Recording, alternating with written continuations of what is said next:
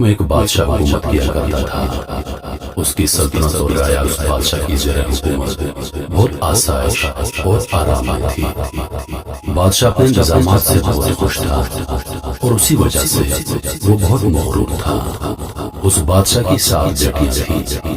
ایک دن اس نے سوچا کیوں نہ میں اپنی بیٹیوں سے رائے لے لوں کہ وہ میری حکومت کے بارے میں کیا کہتی ہیں۔ چنانچہ انہیں دربار میں آنے کا پیغام بھیجا گیا۔ وہ سب کی سب کچھ ہی دیر میں بادشاہ کے دربار میں حاضر ہو گئی۔ اب بادشاہ نے ان سب سے ایک ہی سوال کیا، تمہیں آسائش اور آرام کس نے دیا ہے؟ اگر تم سب نے درست جواب دیا تو ہر ایک کو اس کے من پسند ہیرے کی انگوٹھی دی جائے گی۔ ایک ایک کر کے بادشاہ کی 7 بیٹیوں میں سے 6 بیٹیوں نے جواب دیا کہ ہمیں سب کچھ آپ نے دیا ہے۔ بادشاہ کو ان سب کا جواب درست لگا اور اس نے انہیں قیمتی انگوٹھیاں دے دی۔ بادشاہ نے دیکھا کہ 7ویں بیٹی خاموش کھڑی ہے۔ جب بادشاہ نے اس سے طلب کیا تو وہ کہنے لگی، مجھے یہ سب کچھ میرے اللہ نے عطا کیا ہے۔ آج جو کچھ بھی میرے پاس ہے وہ سب اللہ کا دیا ہوا ہے۔ بادشاہ کو اس کی بات پر سخت غصہ آ گیا اور کہنے لگا، تمہیں یہ سب میں نے عطا کیا ہے اور تم کہتی ہو کہ اللہ دیتا ہے۔ بادشاہ نے اسے سزا دینے اور اپنی بات کو درست ثابت کرنے کے لیے حکم دیا کہ شہزادی کے سب قیمتی لباس اور جواہرات لے لیے جائیں اور اسے گام سی لڑکی کے لباس میں جنگل میں چھوڑ دیا جائے تاکہ اسے پتا چلے کہ وہاں اسے یہ سب کچھ دینے والا کون ہے۔ اور ہم بھی دیکھیں گے کہ اگر یہ سب شہزادی کے نصیب میں لکھا ہے تو جنگل میں اس کو کیسے ملے گا۔ لہذا حکم کے مطابق شہزادی کو بادشاہ کے سپاہی جنگل میں چھوڑا ہے۔ شہزادی اپنا دل میں اللہ پر مکمل بھروسے کے ساتھ جنگل میں ایک طرف بیٹھ گئی۔ بیٹھے بیٹھے رات ہونے کو آ گئی۔ اب شہزادی نے سوچا کیوں نہ لکڑیاں جمع کر لی جائیں تاکہ رات کو آگ جلاؤں اور جنگلی جانوروں کے حملے سے محفوظ ہو جاؤں۔ شہزادی لکڑیاں جمع کرنے لگی۔ چلتے چلتے وہ کافی دور آ گئی۔ اچانک اس نے دیکھا کہ جنگل میں ایک گھر ہے۔ وہ حیران ہوئی کہ جنگل میں گھر کہاں سے آ گیا۔ اسی تحقیق میں وہ گھر کے قریب پہنچ گئی۔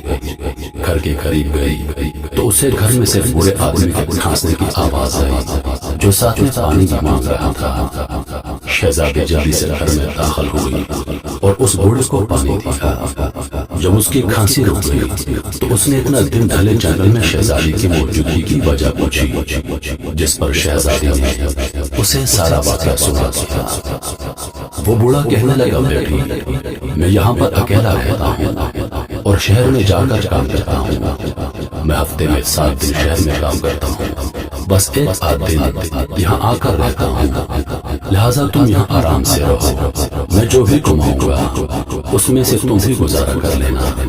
اور اس طرح شہزادی کو جنگل میں ایک پناہ مل گئی۔ وہ بوڑھا آدمی اگلے روز شہر چلا گیا۔ شہزادی نے گھر کو صاف کیا۔ گھر سمندر کے قریب ہی تھا، لہذا اسے پانی لانے میں کوئی دقت نہ ہوئی۔ اس بوڑھے آدمی نے ایک بکری پال رکھی تھی۔ شام ہوئی تو شہزادی نے بکری کا دودھ دھویا، آدھا خود پی لیا اور آدھا کر کے دروازے کے قریب رکھ دیا کہ اگر کسی کو ضرورت ہوگی تو وہ اسے پی لے گا۔ رات ہوئی اور شہزادی سو گئی۔ جب صبح کو اٹھی تو اس نے باہر رکھا دودھ کا برتن خالی پایا، لیکن اسے قریب ہی ایک قیمتی لال یعنی موتی رکھا ہوا ملا۔ شہزادی کو ایک دم یاد آ گیا کہ اگر کوئی سانپ کسی سے بہت خوش ہوتا ہے تو وہ اسے لال دے دیتا ہے۔ ہو نہ ہو یہ دودھ کسی سانپ نے پیا اور بدلے میں یہاں پر لال چھوڑ گیا۔ اور اگلی رات بھی اسی طرح آدھا دودھ دروازے پر رکھا ہے۔ اگلی صبح بھی اسے ایسا ہی لال دروازے پر پڑا ملا۔ شہزادی نے وہ بھی اٹھا لیا۔ اس طرح 7 روز گزر گئے۔ شہزادی روز دودھ رکھتی اور روز اسے وہاں سے لال ملتا۔ 7 دنوں کے بعد وہ بوڑھا آدمی اپنے گھر واپس آ گیا کہ شہزادی کو ہفتے بھر کا راشن دے سکے۔ شہزادی نے بابا کو 7 دن کا پورا واقعہ سنا دیا اور بابا کو 3 لاکھ دیے کہ آپ ان کو شہر میں بیچ کر ان کی قیمت لے آئیں اور آتے ہوئے اپنے ساتھ محل کی تعمیر کے لیے مستری لائیے گا۔ باقی کے 4 لال کی مالا بنا کر اس نے اپنے گلے میں پہن لیے۔ اب شہزادی نے جنگل میں ایک بے حد خوبصورت محل بنوایا اور نہایت شان و شوکت کے ساتھ وہ اور بوڑھا بابا اس محل میں رہنے لگے۔ اس کے محل میں بہت سے نوکر چاکر تھے جو شہزادی کے حسن سلوک سے بہت خوش تھے۔ شہزادی کی دم جلد ہی دور دور تک پھیل گئی۔ اب اس بات کی خبر شہزادی کے والد کو ہوئی، لیکن اسے علم نہ تھا کہ وہ جس شہزادی کے بارے میں سن رہا ہے وہ در حقیقت اس کی اپنی بیٹی ہے۔ بادشاہ نے سوچا کہ اس شہزادی سے ملنا چاہیے کہ آخر یہ کون ہے۔ بادشاہ نے اپنے سپاہیوں کے ہاتھوں شہزادی سے ملنے کا پیغام بھجوایا۔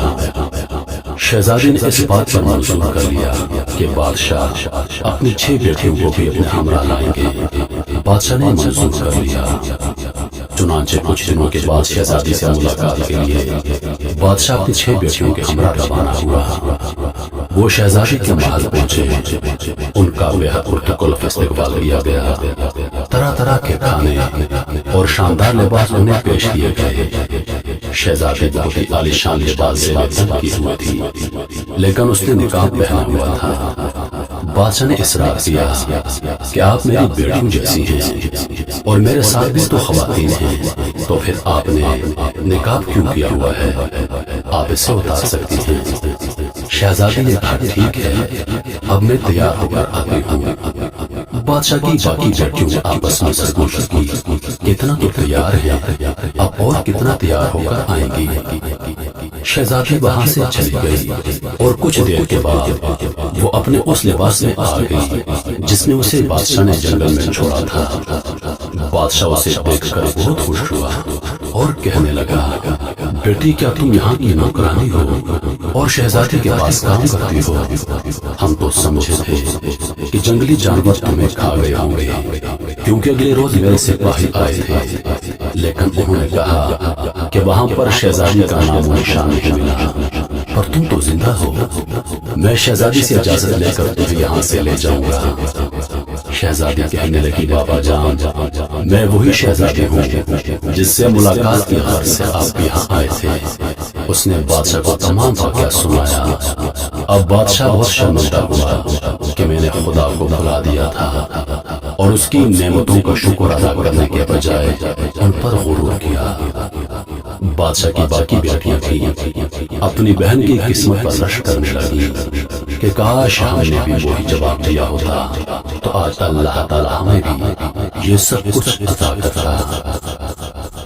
میرے محترم عزیز دوستو، اس دنیا کی کوئی بھی چیز خدا کے حکم کے بغیر حرکت نہیں کر سکتی۔ ہمارے پاس جو کچھ ہے وہ اللہ پاک کا دیا ہوا ہے، لیکن ہم لوگ غرور و تکبر میں آ کر خود کو بہت بڑی چیز سمجھتے ہیں، خود کو اس دنیا کا، ان چیزوں کا مالک سمجھتے ہیں، مگر حقیقت یہ ہے کہ ان سب چیزوں کا حقیقی مالک صرف اور صرف اللہ کی ذات ہے۔ ہم لوگ کیا ہیں؟ ہم لوگ مسافر ہیں، یہاں پر تھوڑا وقت رہیں گے اور آگے نکل جائیں گے۔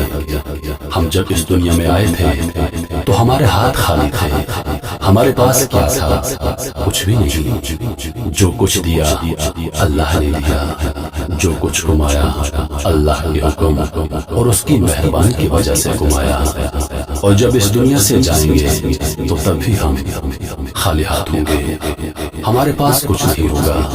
تو پھر ہم لوگ خود کو اس دنیا کا مالک کیوں سمجھتے ہیں؟ بے شک اس دنیا کا حقیقی مالک صرف اللہ ہے اور ہم اس کے بندے ہیں، اور ہمارے پاس جو کچھ ہے